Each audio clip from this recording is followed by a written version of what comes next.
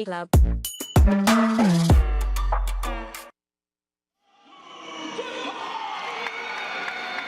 Good evening, everybody, and welcome to week 3 of Major League Volleyball action coming at you live from the Sunshine State. What a pleasure it is to be here on the campus of the University of Central Florida. And folks, the last time we saw the Indy Ignite and the Orlando Valkyries take on each other, it was the match for $1 million just 256 days ago. So fast forward to today, and these two teams meet again as the only undefeated teams in the league early on here in 2026. Welcome courtside, everybody. Sean Davison alongside Madison Fitzpatrick. And Madison, I've diagnosed it. It has been a topsy-turvy 2 weeks in this league. What have each of these two squads done well to enjoy their success to this point? Well, I would say for Indy, it's two things. It's the grit that they have on their team. They just won a gritty and absolutely crazy 5-setter against Columbus. So it's the grit for them that's so ingrained in their team that has allowed them so much success, and their offense. They're leading the league in kills with over 14 a set and kill percentage. So their offense is firing on all cylinders. For the Valkyries, I would definitely say it's the experience that they brought back from that championship team. They brought back every single starter. So in that way, this team knows how to grind together. They know how to win together, and it's that experience that's really boded well for them. It's an Orlando team that last year got off to a hot start offensively, Madison. This year, so far at least, doing it more with the defense, the block touches, the digs, staying in rallies, outlasting their opponents. And it's an Indy team, too, what you mentioned, that has been one of the better offensive teams so far. It should be a lot of fun. Two teams with high hopes here in 2026, the last two unbeaten teams in the league. A rematch of last season's match for $1 million that the Valkyries won in 4 sets. So a lot of folks here in Central Florida excited to see us get after it again today. For Orlando, it's the usual starting lineup, save for the pin position, Madison. They have a wealth of outside hitters, and they have used 3 different combinations of them in their first 3 matches, and wouldn't you know, a 4th different combination today with Lindsay Vanderweide getting the start along with Charity Looper. Yeah, it's so cool what Amy Polly has put together. She has put together a foursome of just incredible outside hitters. So really what it comes down to is it can be matchup based. Each of them have strengths, each of them have weaknesses, and it can depend on who's on the other side of the net on who she plays. She said the depth is just phenomenal, and she wants to give each person on this team confidence, and that's what she does by playing all of them. And a different look for the Indy starting lineup. A lot of who you would expect to see start will be starting off on the bench. Some different faces getting into the act as we get underway here this evening in Central Florida. First swing of the match goes to Brittany Abercrombie, and she puts it away for the kill, number 6 in blue. A key for Indy Ignite, like every single team that plays the Valkyries, is going to be, can we get hands up on Brittany Abercrombie? Can we slow her down? Another key for Orlando, the ace queen, Natalie Foster, back to serve.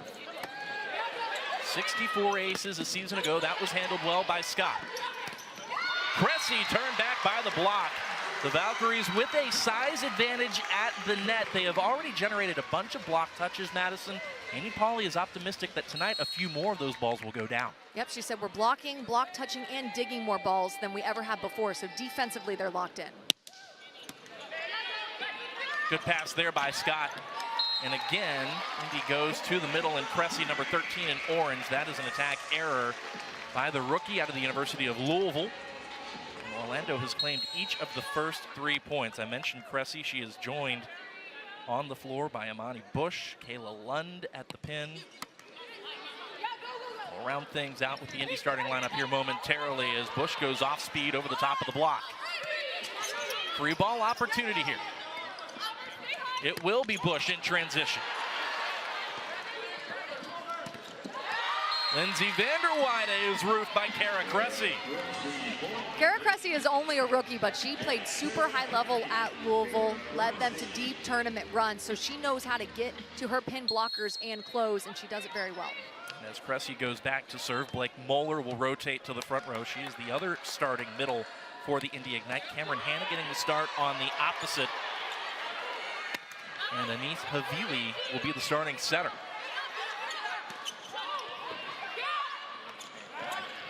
Abercrombie Turned it down the line, and that's another kill for Brittany.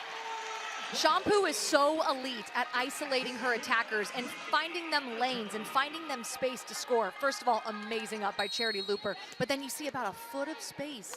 That Shampoo dealt perfectly to Brittany Abercrombie, and she took advantage. It has been all Brittany Abercrombie in terms of the scoring output for Orlando. Add an ace to the equation for the reigning league MVP. Are we surprised? Nope. Coming off a 22-kill showing, hitting 400 with a season-high 19 digs at Omaha. Imani Bush grabbed hands and records the kill off the block touch. One of the reasons why Coach put Imani Bush up there in the starting lineup is she thinks that she can slow down Brittany Abercrombie. So watch for that matchup when it does line up for Bush to try to slow down Abercrombie. Some Cameron Hanna back to serve. That is deep from Hanna, the second-year pro out of Lansing, Illinois, who started her college career at Clemson before transferring to Penn State and winning a national championship there. Lindsay Vander Weide serves for Orlando. Moeller behind the setter. Havili records her first kill.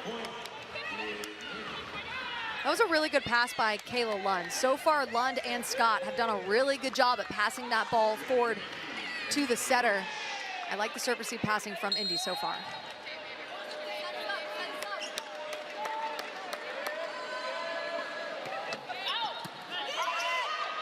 Vander Weide jammed up on serve receive. Charity Looper makes the most of the out-of-system ball. And how about her level to start this season, Madison? I mean, both matches she has played for the Valkyries, she's recorded a double-double. And in her first match ever with them, she had 22 kills and 25 digs. She had just skyrocketed into this team. Been one of the best scorers in this entire league to start 2026. And there is Natalie Foster. Orlando really wants to get the middles going tonight. That's an attack error, but not surprised to see them run something to a middle blocker early. And Coach said Shampoo even takes that upon herself and knows that she's not running the middles enough. So that's definitely an emphasis from the setter as well. Short serve there by Moeller. And right back to Natalie Foster off 1 foot, number 13 in blue. And what that does is that shows that Shampoo has trust in Natalie Foster. Give it right back to her one-on-one situation. There's a gap in the block. Kara Cressy a little late to close. Natalie Foster with that super fast arm swing delivered. Shampoo back to serve is number 3 in blue for Orlando. Nice shot there by Kayla Lund, off speeding it off the edge of the block and out. And that's how you know Kayla Lund is experienced. That set a little low. She gets her feet to the ball and then drives it off the hands of the block with that long tip. Begins this season on a third different MLV roster. Started off the inaugural year with the Columbus Fury. Also spent time with the Mojo before making her way to Indianapolis. Orlando quickly sides out. Charity Looper is so much fun to watch. She's a high flyer. Her defense is just as good as her offense. She's super athletic. And like you said before, her hang time is absolutely insane. Hanna turns it over the block and to the floor. Cameron Hanna records the first set kill, number 8 in orange. That was a whole lot of snap on the ball. She did a really good job there at getting on top of it, snapping at the right time, and putting it to area 1. 9-6 Orlando here in this first set. We played at 25. Win by 2. Another swing out of the middle. Tracked down by Havili. It'll be a free ball opportunity for the Valks. Abercrombie off hands and out. Brittany Abercrombie has a really strong follow through. She's coming in, she knows the block. She identifies that the block is there, but she sees that she has some space line.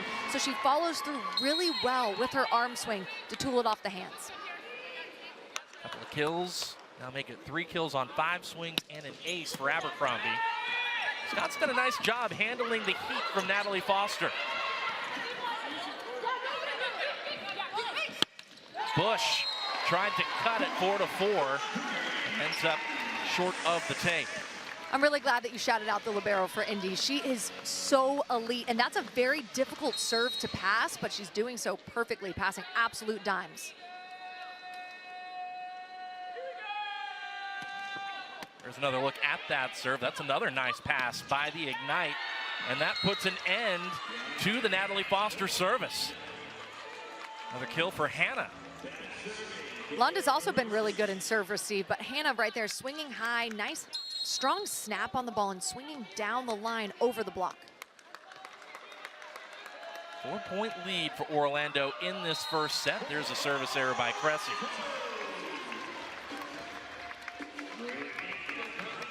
You know, Madison, you and I both come from ACC country, and when you look at the matchup here tonight, a lot of Louisville girls, a lot of Pitt alumna on the floor tonight. Not just ACC programs, but the two teams that have, frankly, over the last handful of years, dominated the league. Overpass cleaned up there by Moeller. Yeah, the ACC has been such a battle year in and year out between Louisville and Pitt, so it's really fun now for those players to come be able to play in the United States with and against each other and continue on that rivalry. Cameron Hannah, who played her college volley, as I mentioned earlier, at Clemson, then made her way to Penn State for her senior year. Serves and will now give it up to Lindsay Vanderwater. What do you make of the service errors? There have been a handful so far. Yeah, for Indy Ignite, there's been 3. They want to be aggressive because they want to push the Valkyries off the net, but 3's a little too much so far.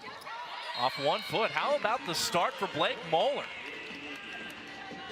One thing I've noticed from Blake Moeller throughout the years is when she does get an opportunity, when she does start, she is really good at finishing the ball. She can be super effective in front of the setter and behind, and she definitely takes advantage of this opportunity. Moeller, number 17 for Indy, the 6th-year pro who started her MLV career with the Orlando Valkyries. That will count as an ace for the Ignite.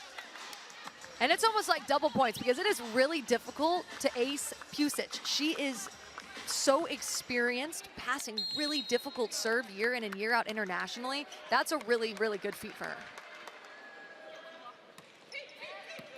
Another service by Bush, that time a better pass by Pusic. And Kaz Brown snuck it inside the block and down. Timing just wasn't quite there. Exactly, Sean. The block kind of on its way down, and also the press wasn't there. The timing of the press is so imperative on the block in order to seal the net. So Brown off her kill goes back to serve. Lund into the cross court. So this is one of the things that Coach Amy Pauley said about Indy Ignite. She said everything they do offensively is fast. Even when they have to bump set, it's fast. They don't run a ton of routes, but they run a tempo offense. So right there, Kayla Lund was able to beat the block from that tempo offense. How about that angle? Wow. I believe Charity Looper told us today she touches 10-6. Yes. That is phenomenal. She is 5'9", touching 10-6. She has such an explosive approach, and she uses all of that every single jump. When I say angle, I don't mean like relative to the line. I mean relative to being 10-6 in the air and how sharply it went down. Kayla Lund, I mentioned, she's one of those Pittsburgh alumna on the floor, and that's putting it lightly for the 4-time All-American, 2-time ACC Player of the Year, who was instrumental in getting the Panthers into a position where they started making those Final Four runs. Abercrombie is roofed. Kara Cressy. In college and now in the pros, Kara Cressy is really fast side to side. She moves laterally really well, and one of the things that they're working on with her is the eye sequence, tracking the ball and then getting there quickly, but that was perfect execution. 5th overall pick for the rookie out of Louisville, who's also spent time in the USA gym. Off the pick, there's Bush. And a double contact is going to be called on Brittany Abercrombie. Now, double contacts are interesting, Madison. There are some instances where they're okay, but they are never okay if that is what sends the ball over. Exactly.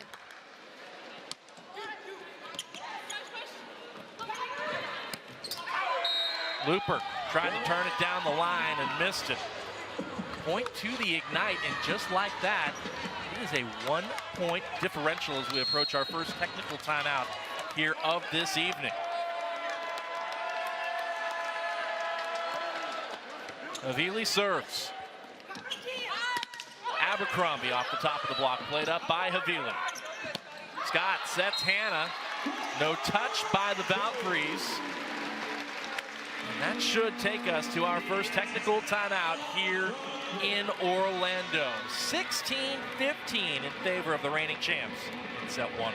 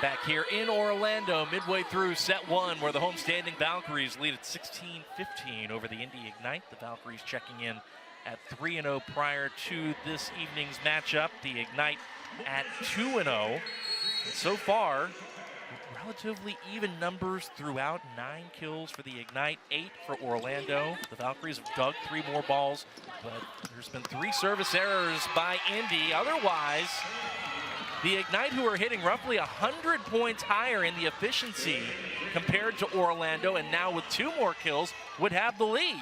And for this being a completely different lineup than we saw against Columbus, the chemistry that they have between setter and hitter has been really impressive.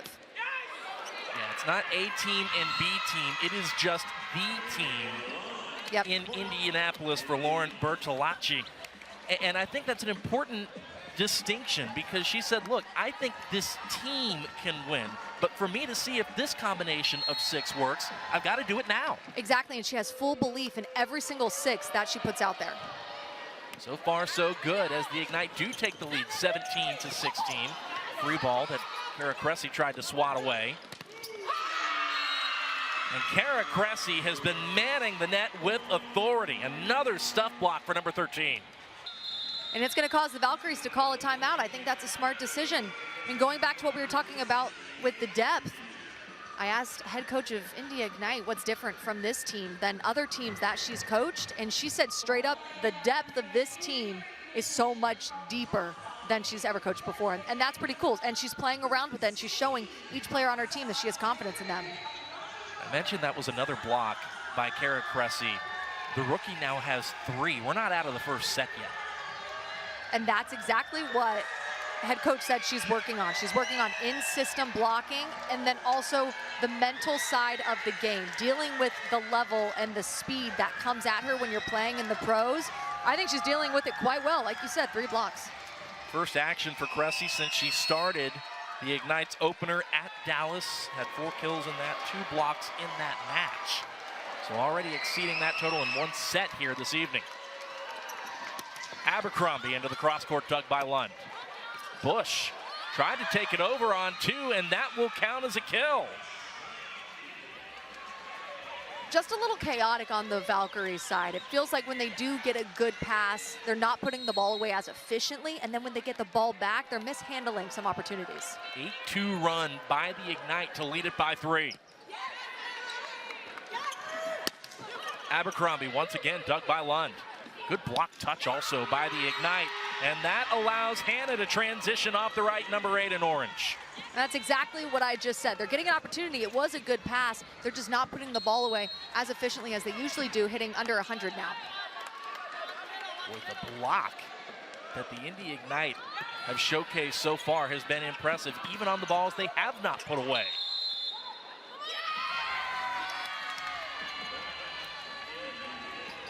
center line violation, I think, is what the referee pointed to. Yep. And what you can't see on your screen is Brittany Abercrombie was getting an explanation from our second official, Bill Thornburg. The confirmation on where the foot placement was, and I believe we're going to go to the monitor for a challenge.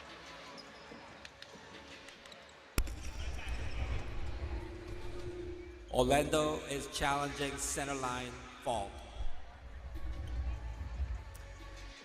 That'll be the first time we will be able to take a look at our MLV replay system. It's a quick one. And before we even really get a chance to take a look at it, the call is upheld. It is point Indy. You get one challenge per set now. Yep, you see her entire foot over the center line. If a part of her foot was touching the line or at least over it, it would be fine. But here, that's a fault. So it remains a 5-point lead for the Ignite. And Kayla Lund will serve.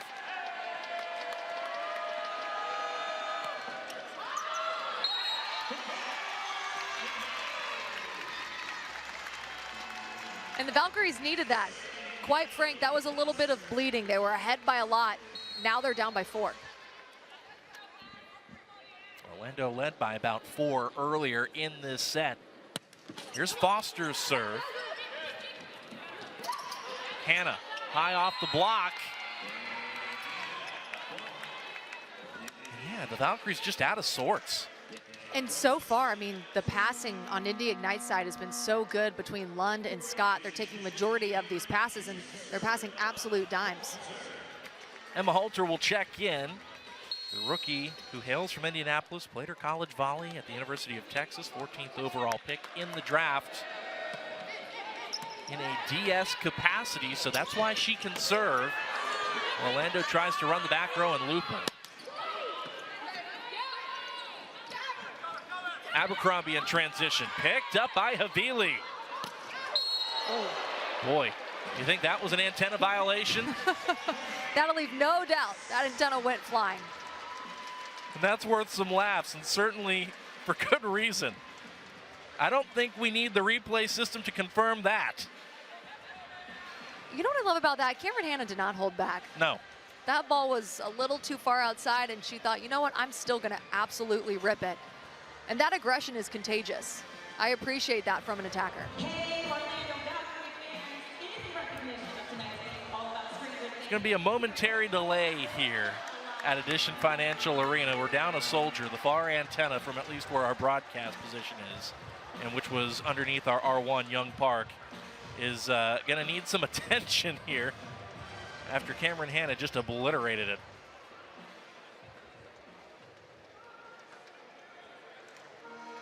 When we resume, it'll be a 4-point lead for the Ignite, who have completely flipped the script and the momentum in this first set. Madison, we've talked a little bit about it. I think it's equal parts defense and just the passing has been pristine. The passing has been really good. Kayla Lund, 75% positive or perfect. Lena Scott, 67%. And then Indy Ignite, they're capitalizing when they do get those passes, hitting 296 as opposed to 040 for the Valkyries.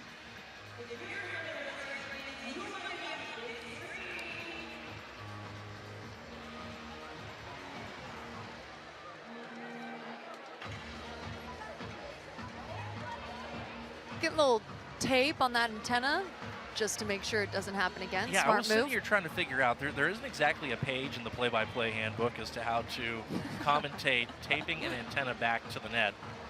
He's got a system. There's some strategy to that. That is Noah Vasquez, the director of operations here in Orlando, does a terrific job in making sure all the logistics are taken care of. And there you have it.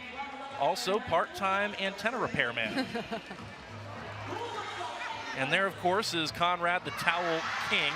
Not just the Towel Guy, the Towel King here in Orlando. He gets a kick out of me calling him the Towel King and not just the Towel Guy. So He's a fan favorite. The crowd erupted behind us. First opportunity to shout him out, and I didn't miss my chance. Brittany Abercrombie serves to get us back underway. Out of the middle. That is such good offense by the Indy Ignite. Great pass, and just go right to Moeller, who's had a very nice first set. And I was wondering when the Valkyries were going to start to target Amani Bush on serve receive. She did a really good job there at dropping her right shoulder, angling that platform, and getting that pass to her setter, enabling them to run the middle. The Ignite are 2 points away from winning this first set, and they've got a free ball opportunity. Off 1 foot, Moeller. Boy, and they are moving their middles all over the net, Madison. She just recorded a kill off the gap, now off 1 foot behind the setter. And credit Havili coming in, having great chemistry with the middles, running them in front and behind. The Valkyries block not in a rhythm yet. Out of system for Van de Weyden.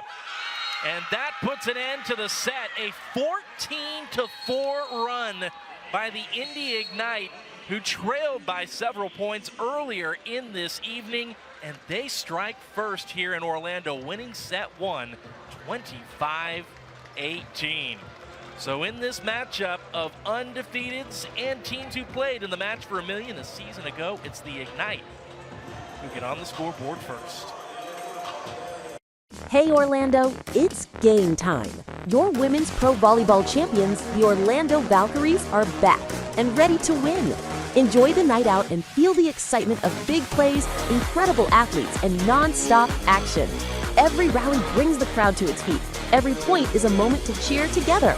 This is world-class volleyball, live at Addition Financial Arena. Don't just watch the game, be part of the celebration. Get your tickets now at orlandovalkyries.com.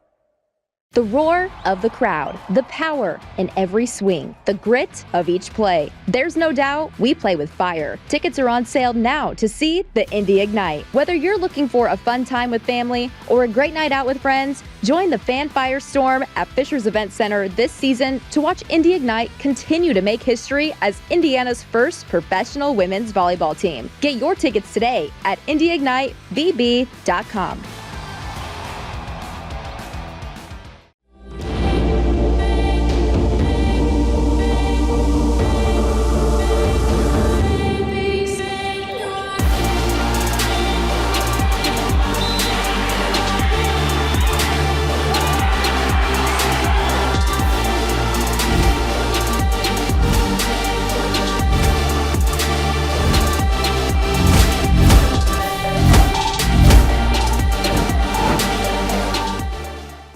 You've got to get off the couch, off the phone, and join thousands of other screaming fans for a nail-biting, heart-pounding, in-person experience you have to see to believe. It's the NCAA D1 Women's Volleyball Championship. Sign up for pre-sale news and more at ncaa.com/volleyball.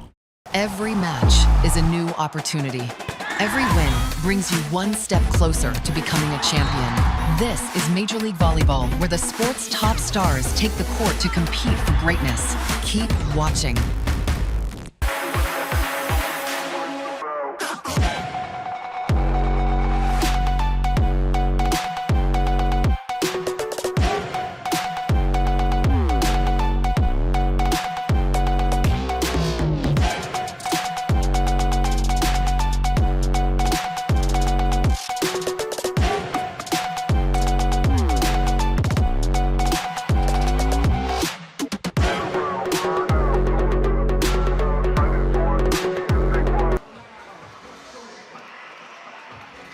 Back here in Central Florida, we'll take a look at the stats from set 1, and boy, that really tells the tale, doesn't it? 15 kills to 8. The side-out percentage by Indy Madison, nearly 80% in that set. Just got this note, Orlando led by 5. I thought it was 4. They led actually by as many as 5, 11-6, and then Indy responded with an 18-7 run. What's been the difference maker? It's that grit that Coach Bertolacci told us about coming into this match. And Cameron Hanna just shreds off the right. Number 8 in orange. Now Indy will be on the left side of your screen. Orlando on the right. We'll send Kara Cressy back to serve. That was Cameron Hanna's 5th kill, hitting .375. Solid. And if there's been one bugaboo for the Ignite, that's been it. And I would say that's honestly the only one. I mean, they're passing positive or perfect 61%. They outblocked the Valkyries. It'll be interesting here in this set. to watch the Valkyries try to run the middles more. 7 out of 8 of their kills came from pins in that last set. That, by the way, was the 5th service error by the Ignite. We're just starting off set 2. Abercrombie will want a touch call. She's not going to get it. Now, you cannot challenge whether or not a back row player touched it. You can only challenge whether or not there was a net touch, or excuse me, not a net touch, a block touch. And Amy Pauley is not going to challenge, not 2 points into the second set. If you're not 100% certain and you only have one challenge, you hold it a little closer to your chest. There you go. There we go. Natalie Foster off the gap, number 13 in blue. She put heat on a couple of balls. And to Indy's credit, in the first set, they dug them up. No digging that, though.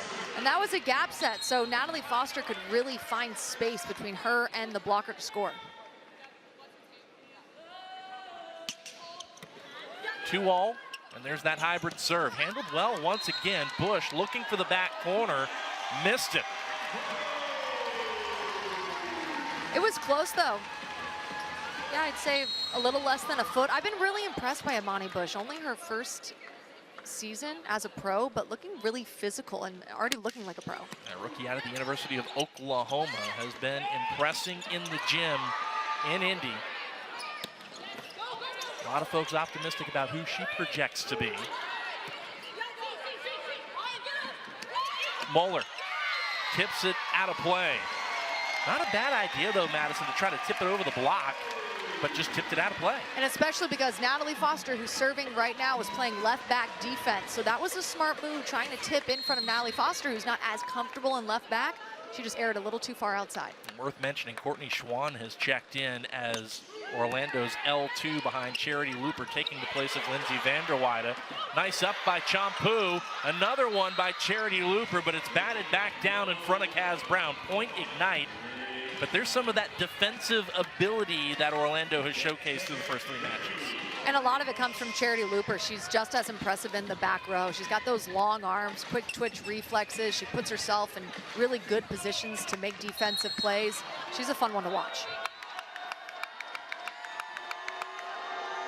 Here is Bush back to serve. And there is Looper stepping in on first contact. Abercrombie, nice stab by Bush. We play on. Second effort, this time it's a kill. Coach Amy Pauley said coming into this season, they want to make sure that all 4 of their routes are up in the air at the same time. Look at Kaz Brown holding the middle blocker with her, opening up a one-on-one situation for Brittany Abercrombie. You can get the reigning MVP 1v1. Good things typically happen. That ball was, looks like, touched by the Valkyries. That is the call from Young Park. You can see the MLV replay system indicating that the ball was in fact out. So, in effect, both teams are right. Orlando was saying it's out. Yeah, you're right. And Indy was celebrating because they thought they got a touch, and that's what it was ruled. Kaz Brown. Kaz Brown has a lot of range, when she's on the slide. She can attack the ball deep down the line. She can also take something off of it. She's got really good vision and good court awareness on what's happening on the other side of the court. Point lead for Orlando here in set 2. Kara Cressy on the attack. It'll be a free ball right back to Indy. Well, look how quickly the Ignite go right back to Anise Havili, who saw Orlando just off balance and decided, let's go over on 2. And you have to have that kind of situational awareness when you're running a 5-1. You have to be an offensive presence yourself. Now she's in the back row, so Indy Ignite will have 3 attackers at all times. Anissa Havili.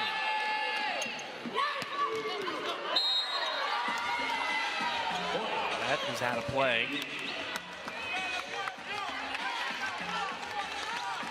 So Havili will serve. 5th-year pro out of Fort Worth, Texas. Played her college volley at Kansas, where she had north of 5,000 assists in her Jayhawks career. Looper over the block and down. Look at Champu from the ground, not even knowing where her feet are. It doesn't even matter. She's on the ground, she's on her side. Look at that. And still pushing with that left shoulder, getting her hips around it, and still putting Charity Looper in a great window, a good position to score.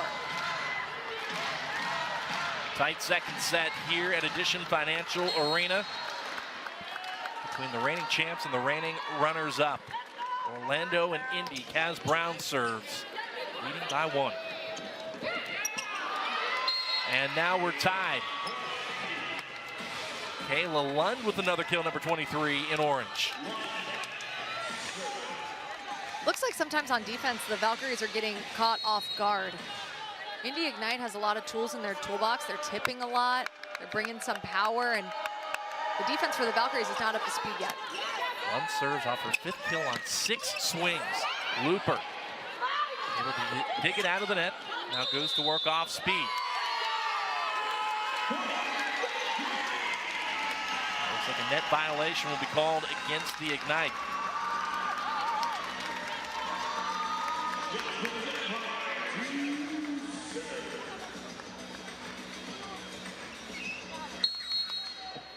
That'll send Champu back to serve.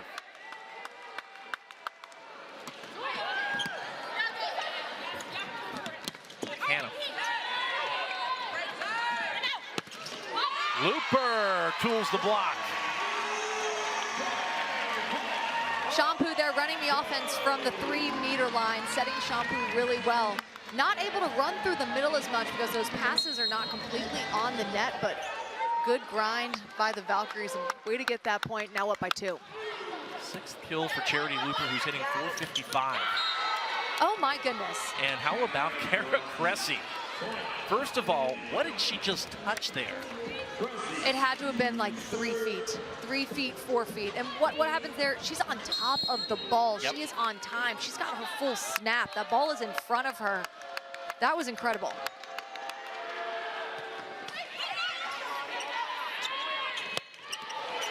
Orlando goes back to the middle and Foster. Right back to her on the gap.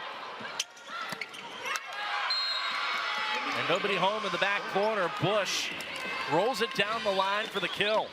Talk about a tempo offense. Those were 2 really good connections between Champu and Foster, but good defense by Indy Ignite. And then that set was so incredibly fast. But Amani Foster got her feet there. Amani Bush, excuse me. 5th kill for Bush. And a stuff block by the Ignite. You know, Madison, coming into this matchup, Orlando with the size advantage, you might have thought that it could have been Orlando who would assert themselves more at the net, at least in terms of the block. They've been doing a really nice job in that phase already this season, but wow, Indy has really been the team that's done that.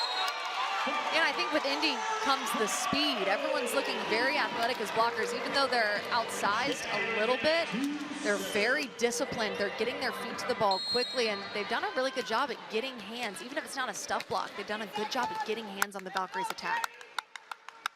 10-all, set 2.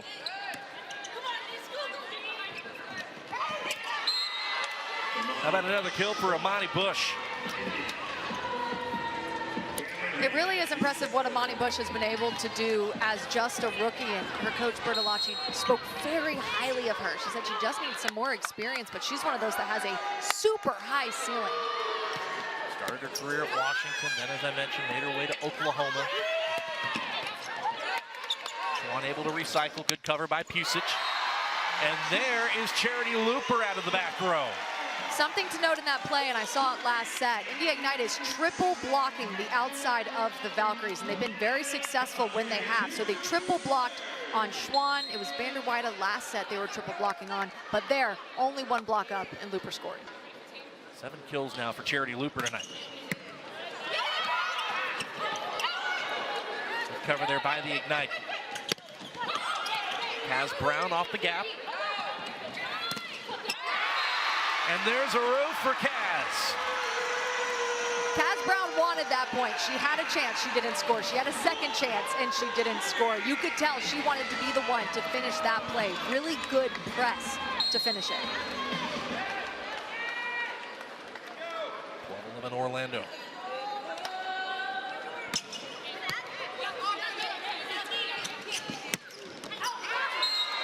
Boy, Cameron Hannah off the D-ball. The Ignite has done a really good job at managing Natalie Foster's serve, even though that pass was a little off the net. Havili did a good job at getting her feet there, and then they have the outlet of that back row attack that they took advantage of. Tied up once more at 12. Here's Schwann on the attack. Havili.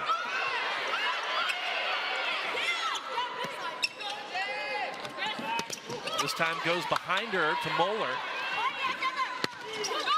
Schwann turned down by the block.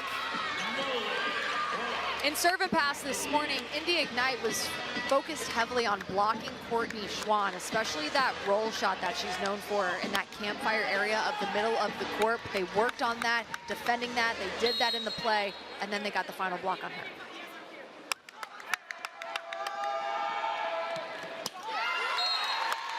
There is that one issue that Indy has had tonight. Lonnie Bush with the service error. We are tied for the 9th time in this second set. Airtight to this point. Kayla Lund. That'll be kill number 6 on 8 swings as an outside hitter. No errors, hitting around 900.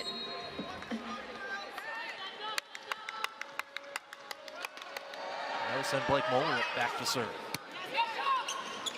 Good first ball there by Schwann, but a better roof by Kara Cressy. That was a beautiful read by Kara Cressy. Yes, the timing was there, the press was there. She was very invasive over the net, but when she could read Charity Looper's shoulders, she was able to dive her arms into that angle and close off the net exactly where she was attacking. 4 blocks now for the rookie, and another service error. That would be Indy Ignite's 7th service error. 8th, excuse me. And Orlando's had none.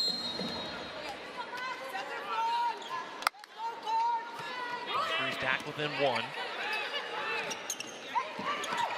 Off speed at the pin, kept alive, and pushed over by Looper. And Kaz Brown says, no ma'am. Havili got the Valkyries in that first set on a setter dump. So Kaz Brown now identifying that, knows she's an offensive presence. That's respect from Kaz Brown. She respects the setter dump, and she goes up to take it. Just like that, we are tied for a 10th time in this set. Courtney Schwann will serve. Off 1 foot, Cressy turned back. Good pick up there by Pusic. Lund through the block.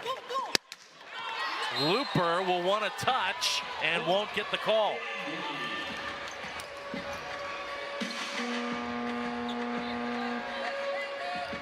No challenge. It looks like there will be a challenge here. Orlando is challenging block touch.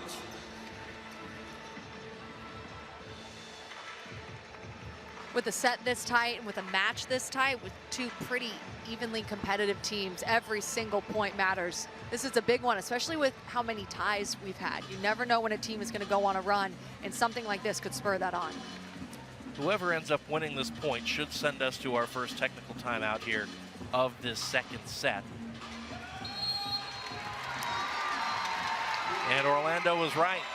There was a block touch on Indy, so instead of the Ignite leading it 16-15, it should be Orlando, and it will be Orlando who does so here midway through this second set, trying to respond after dropping set 1 by 7 on their home floor.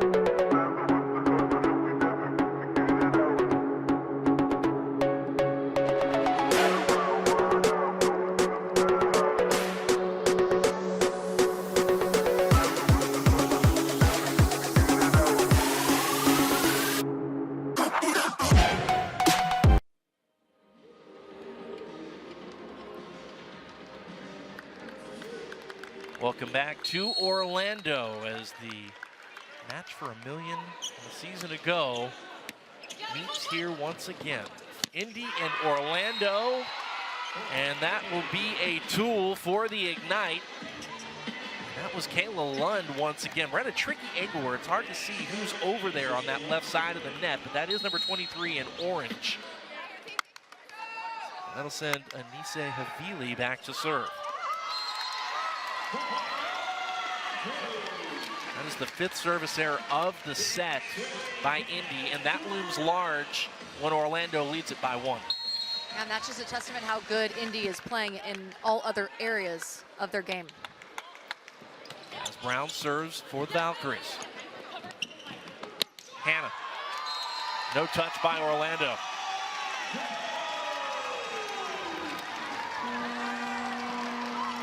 And that'll be a timeout taken by the Ignite. The Valkyries trying to flip the script here late in set 2, the same way the Ignite were able to in set 1.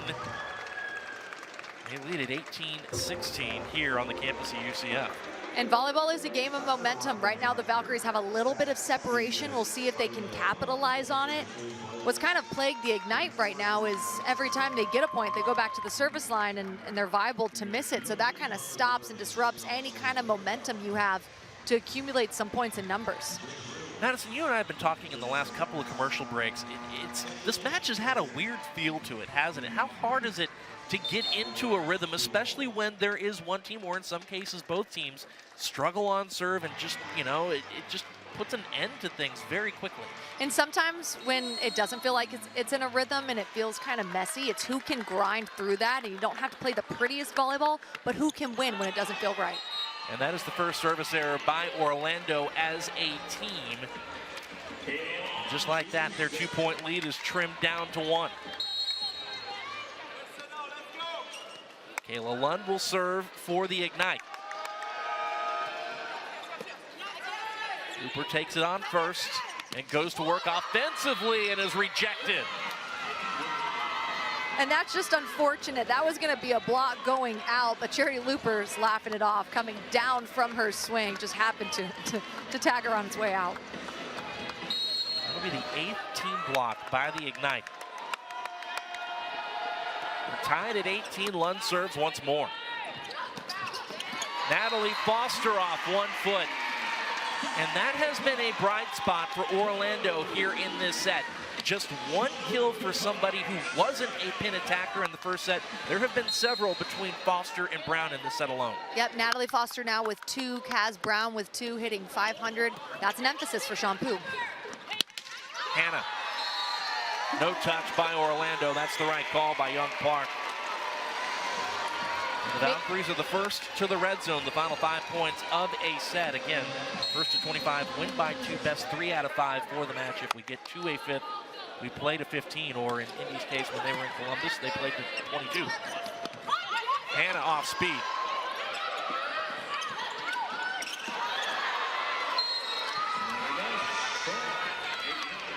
It's a kill for Amani Bush, just out scrapping Orlando at the net.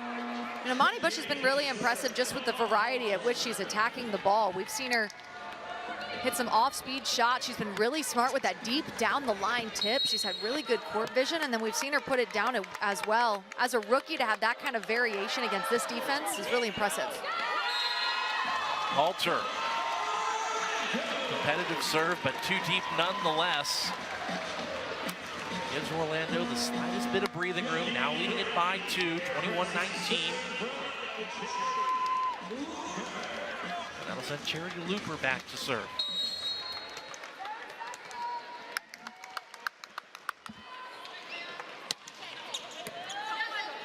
Good pass there by Lund. Reversing the flow to Hannah. And the over dig is put down by Bush. Kill number 7 for Amani Bush, who started in Dallas in the opener for the Ignite. Had no kills, hit a negative, did record an ace, did put up 3 blocks, but a mixed stat line for a rookie, which isn't atypical. This a much, much stronger showing for number 4 in orange. And now we see a Johnny Teeler coming into the lineup. Coach messing with her depth, putting some new players in. Same with Mia Tuaninga. The dub sub to Aninga and Johnny Teeler.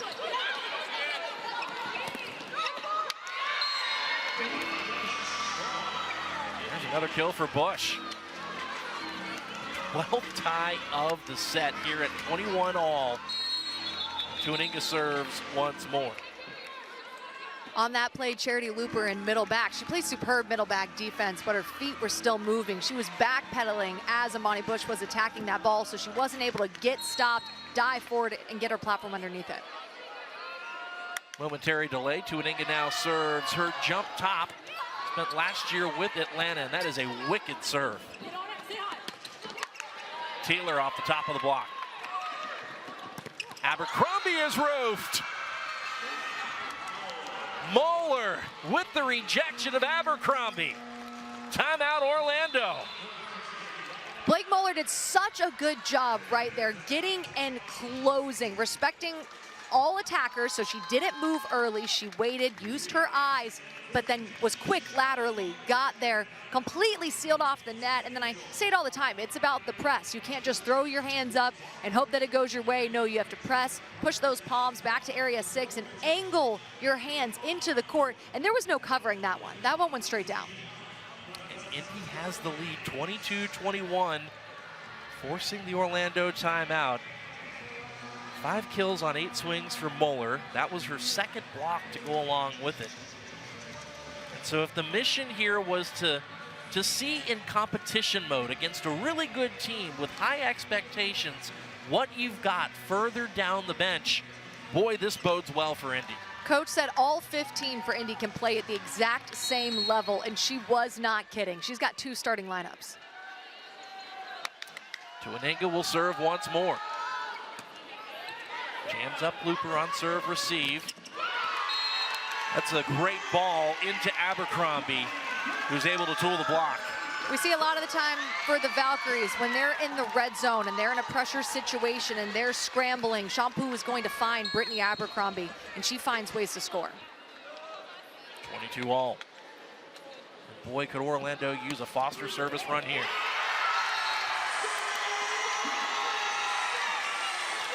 Well, you felt like it was coming. She's usually good for 1 or 2 at least a match. Watch how much that ball moves. It floats side to side and then it rises up at the last second. It's so difficult to get your platform there. Better pass. And that is out of play. Natalie Foster will have a chance to serve out the set, but after another Indy timeout. And I was talking about this the other day. Natalie Foster with that serve, with that crazy hybrid that accumulates so many aces, usually that's a high risk, high reward serve. But with Foster, who attacks it so consistently from that end line, there's no risk. There's limited risk when you would think how much risk that serve should have. No, there is none. It's a lot of reward. Foster, who is really making a name for herself. She's offensive too, Madison. There was, especially early last season, she was recording double-digit kill matches in addition to racking up the aces. And just to sort of go back to the hybrid serve for a second, it's new still relatively new in the evolution of her as a volleyball player. When she got to SMU her senior year, Sam Erger said, hey, that looks pretty good. Why don't we mess around and have you actually serve for real in some matches? All she did was record 64 aces and set an ACC record in her senior year, and then dropped 64 more when she came to Orlando. You'll trade that service run for the error and still be a side out away. A competitive serve there by Foster, and a chance here for Indy to extend the proceedings on their service. It's Bush to serve, still set point for Orlando. And a strong response by the Valkyries as we head to the intermission. It wasn't always convincing, it wasn't always pretty, but nonetheless, we are tied 1 set apiece. And that was the 7th missed serve in that set alone for the Ignite. That's kind of what plagued them in that set. 100%. Orlando wins it 25-23. Lots to discuss in each locker room for sure. Plenty more for us to discuss during the intermission. We'll be back after this. Hey Orlando, it's game time. Your women's pro volleyball champions, the Orlando Valkyries, are back and ready to win. Enjoy the night out and feel the excitement of big plays, incredible athletes, and non-stop action. Every rally brings the crowd to its feet. Every point is a moment to cheer together. This is world-class volleyball, live at Edition Financial Arena. Don't just watch the game, be part of the celebration. Get your tickets now at orlandovalkyries.com. The roar of the crowd, the power in every swing, the grit of each play. There's no doubt we play with fire. Tickets are on sale now to see the Indy Ignite. Whether you're looking for a fun time with family or a great night out with friends, join the fan firestorm at Fisher's Event Center this season to watch Indy Ignite continue to make history as Indiana's first professional women's volleyball team. Get your tickets today at indyignitevb.com. It's not just a sport, it's a calling. At Spalding, we've spent years crafting high-quality equipment that honors that passion. As the official net system supplier to Major League Volleyball, we're proud to support the game at its highest level, where precision, durability, and performance matter most. Because when you give your all, you deserve equipment that does too. Spalding Volleyball, trusted by generations, built for champions. Every match is a new opportunity. For us, this is everything. The hours no one sees, the pressure, the belief it takes to keep going. Every serve carries expectation. Every rally demands heart. Every win brings us 1 step closer to becoming champions. This is Major League Volleyball, where the sport's top stars compete for greatness. This is our game, our league. Keep watching.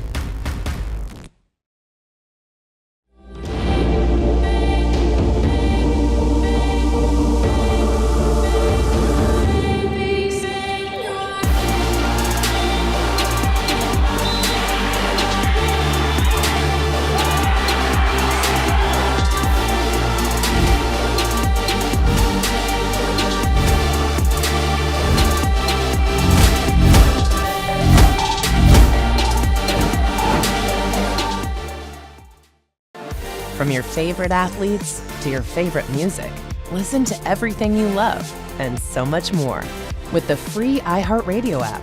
From live play-by-play to your favorite game day anthems and the biggest sports podcasts in the world, the iHeartRadio app lets you take it all with you and stay connected to your favorite team wherever you go.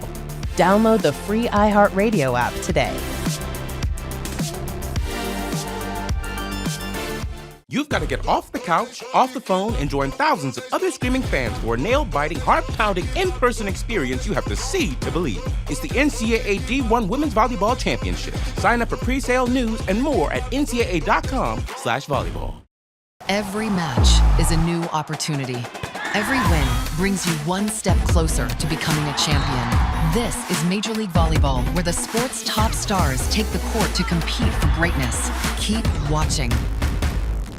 The roar of the crowd, the power in every swing, the grit of each play. There's no doubt we play with fire. Tickets are on sale now to see the Indy Ignite. Whether you're looking for a fun time with family or a great night out with friends, join the fan firestorm at Fisher's Event Center this season to watch Indy Ignite continue to make history as Indiana's first professional women's volleyball team. Ignite the night with free light-up rally towels for every fan and a free bonfire pregame with s'mores, heated tents, and more at indyignitevb.com. Hey Orlando, it's game time. Your women's pro volleyball champions, the Orlando Valkyries, are back and ready to win. Enjoy the night out and feel the excitement of big plays, incredible athletes, and non-stop action. Every rally brings the crowd to its feet. Every point is a moment to cheer together. This is world-class volleyball, live at Edition Financial Arena. Don't just watch the game, be part of the celebration. Get your tickets now at orlandovalkyries.com. Back here in Orlando, the Valkyries winning set 2, 25-23. A look at the numbers comprehensively through 2 sets. Madison, decided edge in kills and blocks for the Ignite. 2 aces apiece. They're siding out a little better. Reception numbers are actually similar, 56% to 54%. Set 1 was just markedly out of hand for Orlando. First contact was not clean enough. Indy was able to camp out at the net. And then set 2, a lot of unforced errors on the Indy side, and that really leads us to this as we get set to break down set number 3 whenever we get back to the action. Sean Davison alongside Madison Fitzpatrick. And Madison, I mentioned, it's been a hard match to really get into a rhythm and really get into a flow. What do you make of the first 2 sets here between these 2 teams that came in undefeated? They've played really good volleyball so far this season. It just feels like we haven't seen the best of either team yet tonight. And that's sometimes what happens when 2 elite teams at the top of their game clash at this level. Sometimes it's going to take a little bit to get into a rhythm because the competition that you're playing, because the block that you're playing is so elite. Something that stands out to me is Indy outblocked the Orlando Valkyries 5-2 in that second set. They kind of outplayed them in almost every category, but if you have 7 service errors in that second set alone, it's impossible to beat a championship team. Period. Couldn't agree more. No, for sure, for sure. And I mentioned that it's been hard to get into a rhythm. That does not mean there aren't any highlights at all. Brittany Abercrombie actually got off to a great start for Orlando. Yeah, she definitely did. I mean, every single match we see her score with a whole lot of range. What's impressive to me also is Indy Ignite has shown a lot of fortitude defensively. You see them triple blocking the outside, being ready with the overpass. They've done a good job at running through their middles. Their middles have been active. But Natalie Foster's serve, absolutely incredible. And then I think it's appropriate to end on a service error because that is what plagued the Indy Ignite. No, for sure. And Natalie Foster, credit to her, got her first ace of the match right at a critical time. There were upwards of 10, I believe, upwards of 12 ties in that second set alone here. So if that is really an omen of what's to come, there's going to be a lot of tight volleyball. And when you've got a team like Indy and a team like Orlando, I think that level sure to rise as well. Plenty more to come here from Edition Financial Arena. Can't wait for set number 3. It comes your way next.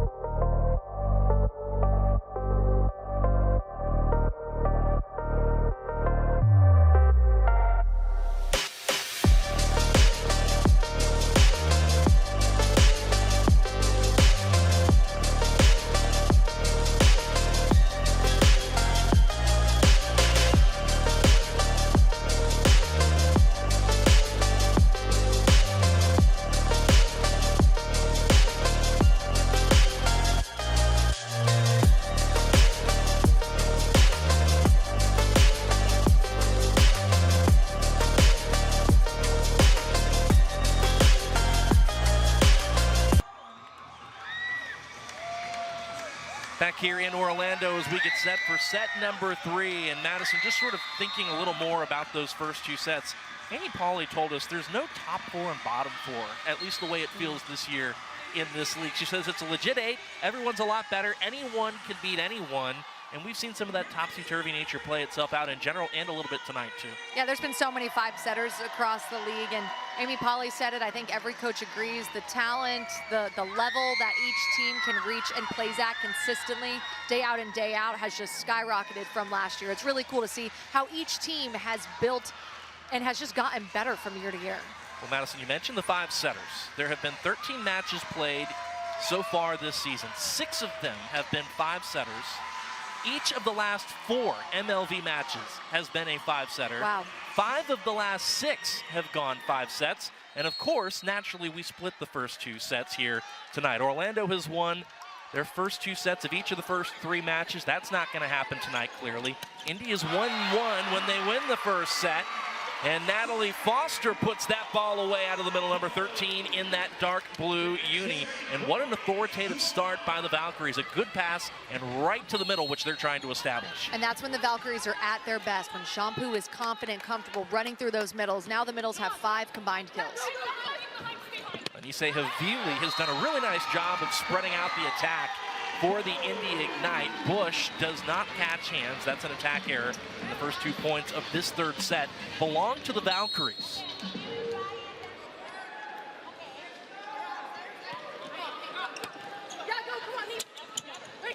Another opportunity for Bush. This time does catch hands. Good cover by Shampoo. Out of system to Brittany Abercrombie and Kara Cressy. Not a bad idea trying to direct that ball to the back corner, but that is wide as well. And so a kill out of the middle by Natalie Foster. 2 wide shots by the Ignite. And just like that, how about the run by the Valkyries out of the intermission? Yep, and if you're Indy Ignite, this is not how you wanted to come out and kind of establish yourself to start the set. Reversing the flow this time. Good decision by Havili. Cameron Hanna has had a very, very nice evening so far. Cameron Hanna did a really good job right there, swinging through the ball and then finding that sharp angle. The block not totally sealing off that angle, so she drove through the block, dropped her pinky, and had a nice sharp swing tooling the block. 7th kill on 16 swings for Cameron Hanna. And that is tight to the line, but no, it's not. An extended look at the monitor, and look how close that was. I was studying Coach Bertolacci's face during that. She went from very angry about it to a little smile. Very happy that's not another misserve. Just a little smile. Just a small grin. 3-2 Orlando, and that is a service error.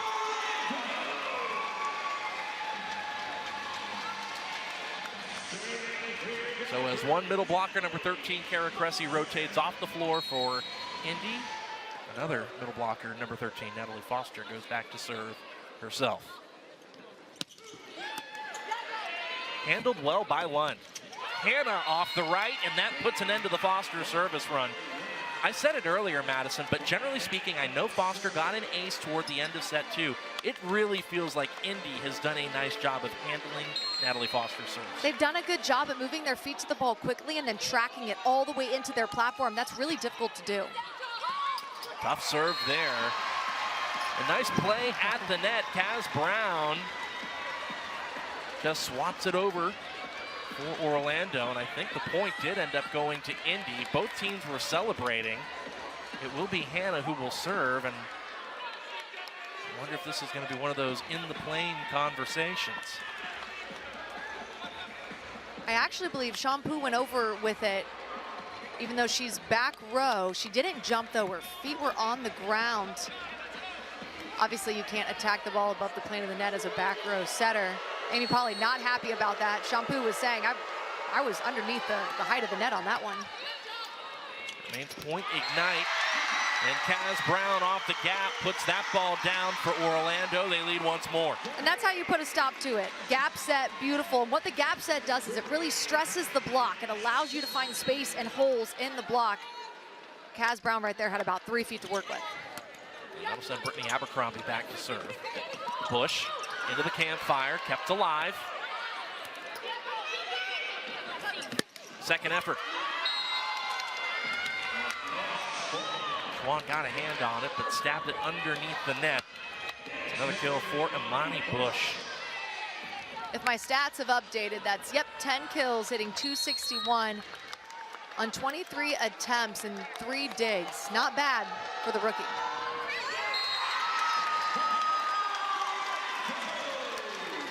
I tell you what, they're going to be practicing serving in practice. Coach is going to probably double down on this. That is a lot of missed serves, especially when they're so in it and they're doing so well in every other aspect of the game. That burns. You read my mind. Lund. Boy, Kayla Lund has had a really nice night. And I keep saying that because offensively, it's true. Lund has been productive. Hannah has been productive. Kara Cressy has been strong at the net. You can go on and on and on. Bush with 10 kills, but it's been the service errors and some of the other unforced miscues that have really allowed Orlando to hang around in this thing. Brown does find the sideline. Excuse me, found hands at the net.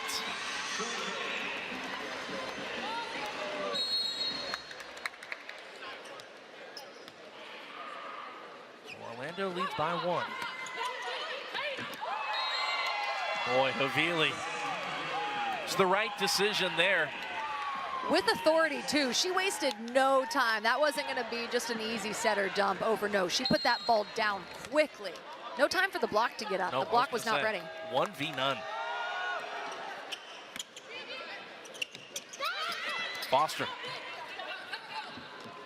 Here's Lund once more. Out of system for Schwann, who quickly ran out of room at the net. Now that's just popped over and out. Point to Orlando. And that's Courtney Schwann's experience right there. Tipping the ball, driving it through, not swinging, because that could be a trap set. Right. She's not swinging right into the block.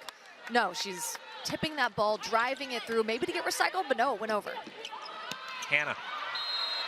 Nothing off speed about that swing, but no touch by Orlando. That's another error by Indy in this set. The Valkyries lead it 9-7.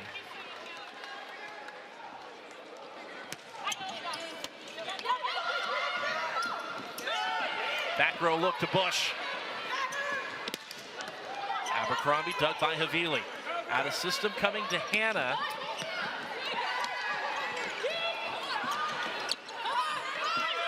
And Lund swings from the pin. Point Orlando off the net touch. And that was a good eye by the official. From where I am right now, she was in the net. But Kayla Lund, pretty convinced she wasn't. Looking at her coach. Maybe telling her to challenge. Nope, we will not get a challenge. We play on. You get 7 seconds to decide after a rally ends if you want to challenge. And of course, clearly elected not to. Off the back one, there is Kara Cressy. So you can go behind the setter when you run a slide. You can go quick behind the setter right there. That's what they elected to do. Kara Cressy running her route, identifying the hands of Natalie Foster, who's fading. She's kind of drifting as she's blocking, but Kara Cressy cut it off at the right time. And that ace clips the sideline. He has been living on the edge. They have. With some of these service aces. Kayla Lund drops it in. She'll serve once more.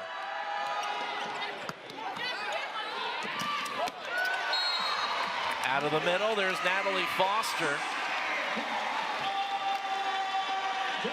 The ball was down. I think there were some folks who thought maybe there was a pancake in there, but as we take a look, yeah, there's not going to be a challenge because it was down in front of Lund.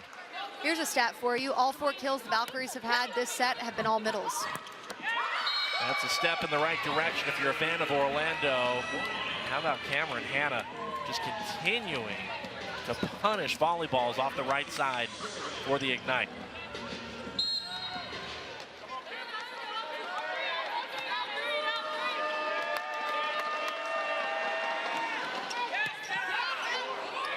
Good ball there. Strong block there as well. Talk about diving the arms into the seams, closing off the angles of the attacker. Blake Muller did that really well. Good vision, reading the cross-court swing, the cross-body swing. So what she did is she dove her arms into that angle and shut it off, and a lot of that is vision. 11-all. Make it 12-11 Orlando.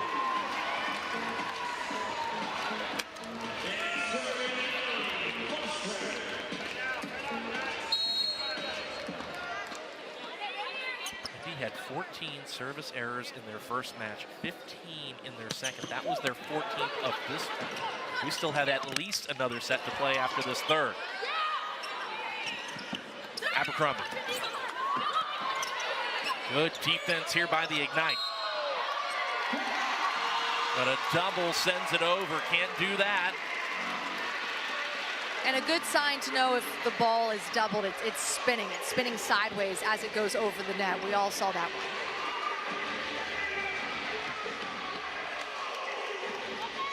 one. 13-11 Orlando. It'll be Foster back to serve.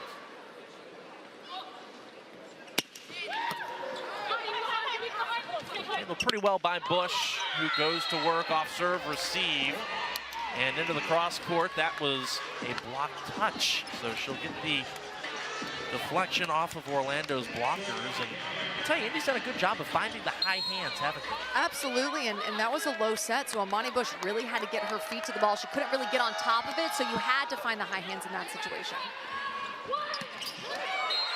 Looper. Been a little while since we've called Charity Looper's name. Got off to a red-hot start, was hitting north of 450, then got blocked a few times, and it's been pretty quiet since. And that's her first kill of this set, finding the open floor in between areas 1 and 6. And a trickle ace for Orlando. A timeout by the Ignite, now trailing by 3. The trickle serves are so frustrating because if you're Amani Bush, you're thinking, all right, this serve is coming to me. I'm in the right spot. I've got my platform angled. I am ready to receive this serve. But then when it touches the tape, it just affects the way that it falls. It delays where the ball is going. It's one of the most frustrating things as a passer. Third ace for Orlando as a team. We've mentioned all the service errors by Indy. They have also recorded 4 aces so far in this match. So they've got the slide edge there. Orlando has done a better job of not donating points off serve, though, on the service error side of the equation. We're going to stay here because the next point, or at least if Orlando scores the next point, we will be heading to our first technical timeout here of this third set.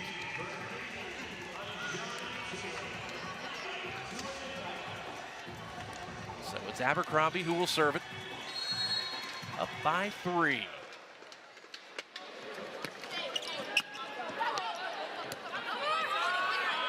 Bush, bodied by Pusic.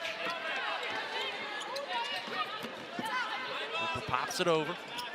And Teeler, who checked in off the timeout, does not catch hands. Point to Orlando, and they lead it by 4. And that, as I mentioned, will take us to the technical timeout here in this third set. The Valkyries, with the 4-point lead, could perhaps lead it 2-1 at home.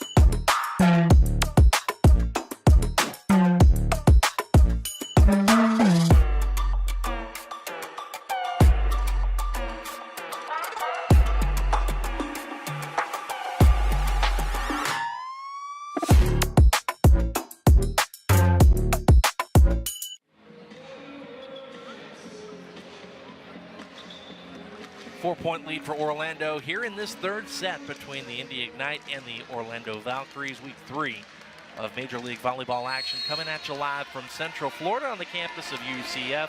Brittany Abercrombie, the reigning league MVP, gets us back underway. Amani Bush, the rookie out of the University of Oklahoma, with another kill. And the lead is down to 3, just like that. The Valkyries started targeting Amani Bush in the middle of that second set. Bush has done a really good job at passing the ball and still being up, running her route, getting her feet to the ball, and scoring. She's handled that pressure and that load really well. Worth mentioning, off that attack, it caught Brittany Abercrombie in the face, so you might have noticed there was a slight pause there. Everybody checking to make sure she's okay. She shrugged everybody off. We get back to the action, and that is yet another service error by Indy. And, you know, I'm sure folks in Indiana are probably sick and tired of hearing us mention all the service errors, but it's true, Madison. If they could get out of their own way in that facet, this entire story would be different tonight. It's 15 service errors in total. Schwann. Good cover there by Looper. Great defense. Second effort, this time it's roofed. Blake Moeller and Ajani Teeler, a tandem who played here in Orlando a couple of seasons ago. Now tag teaming for the Ignite with the rejection of Schwann. Blake Moeller's having a really good night defensively. That's her 4th block. She's putting these balls down, getting to them quickly, and having a standout defensive performance. Has Brown off speed over the block. Lund into the cross court, dug by Looper. Off the D-ball, Abercrombie dug up and out of play. And that's a play that we haven't actually seen that much tonight for the Valkyries. The D-ball, the back row of Brittany Abercrombie. She is just as efficient on that attack as she is in front row, which is crazy, but she can really see the block. It kind of opens her up on defense, and she can score in a variety of ways on the D-ball. Kaz Brown got twisted up on her service motion there, and I think she pinged her fellow middle, Natalie Foster, in the head. And this is an opportunity for Indy Ignite. They're only down by 3, but they really cannot afford to miss a serve. That's Ajani Teeler, who goes back to do the honors, and Charity Looper just dropped the hammer off the bick. Coach Amy Pauley told us coming into this season, one of the reasons why they got Charity Looper and Hannah Maddox is because she wants this to be one of their 4 routes that are constantly up in the air and running on offense.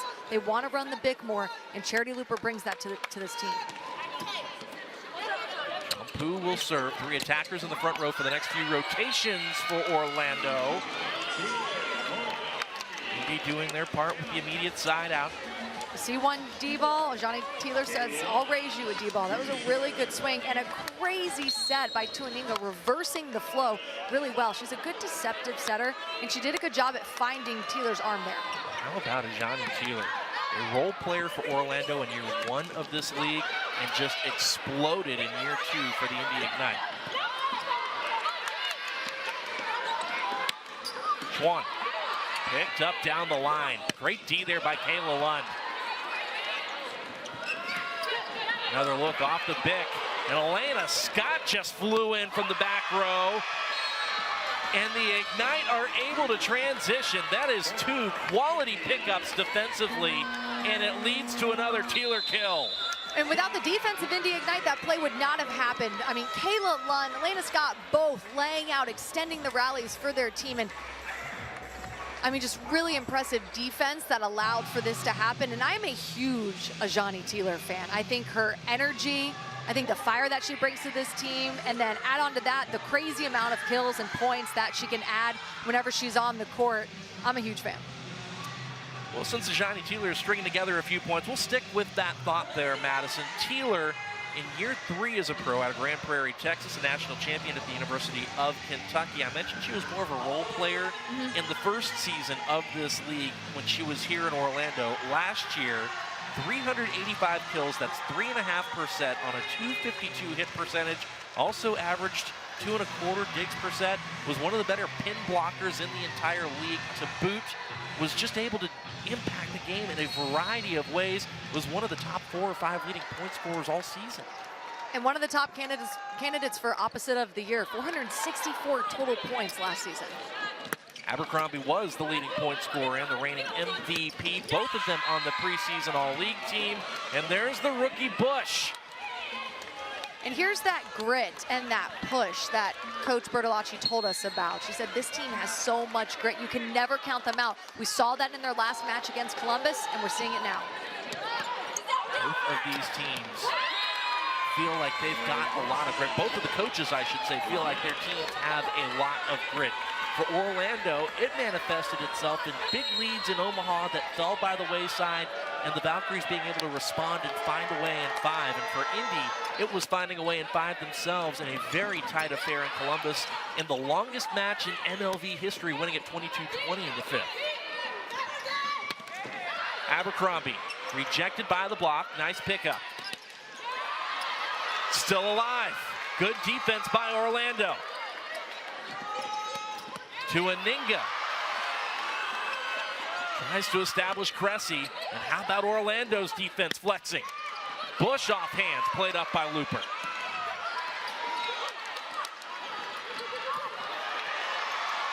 Best rally yet. And it continues. Bush! That is long, no touch. And that is the loudest this crowd has gotten all night. Oh my goodness, that was incredible. I think I gasped quite a few times. Kayla Lunn, insane middle back defense. Charity Looper, insane. Scott, so incredible. The blocking was really good. I mean, look at that read. Kayla Lunn saw the gap in the block, got into that position and dug the ball up. It's a shame that it ended on a hitting error, but the defense was on full display. 2019 Orlando Valkyries in the red zone, and so too is Ajani Taylor and the Ignite. Ajani Taylor is a difference maker from the back row, from the front row. She's extremely physical. She has a high reach. She's very athletic, so she's max jumping every single time. She's not letting the ball drop when she attacks the ball, and that gives her a lot of success on the attack. And the halter of the DS will serve, and that is deep. This is a phase, or a part of a set that you just cannot have that. You just cannot. And it's not a halter problem. It's just been a general problem for Indy tonight, and it's just especially brutal in the red zone.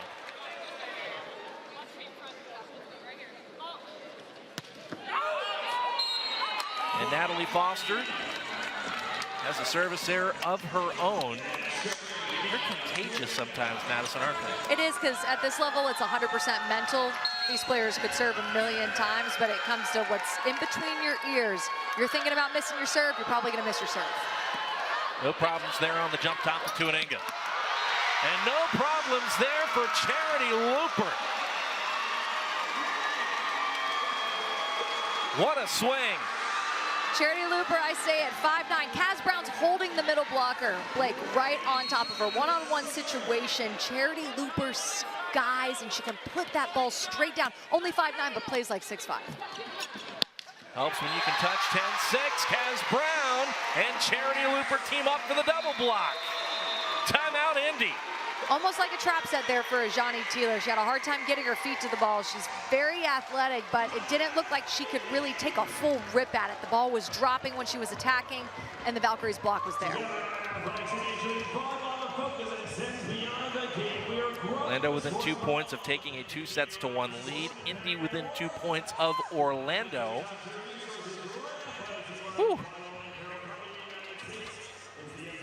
We have had no shortage of drama and intrigue in this match. No, definitely not. I'm looking at the stats right now. The Valkyries' hit efficiency has gone up set by set. Set 1, straight 0. Set 2, still under 100. Set 3, 179. So they're getting into more of a rhythm offensively.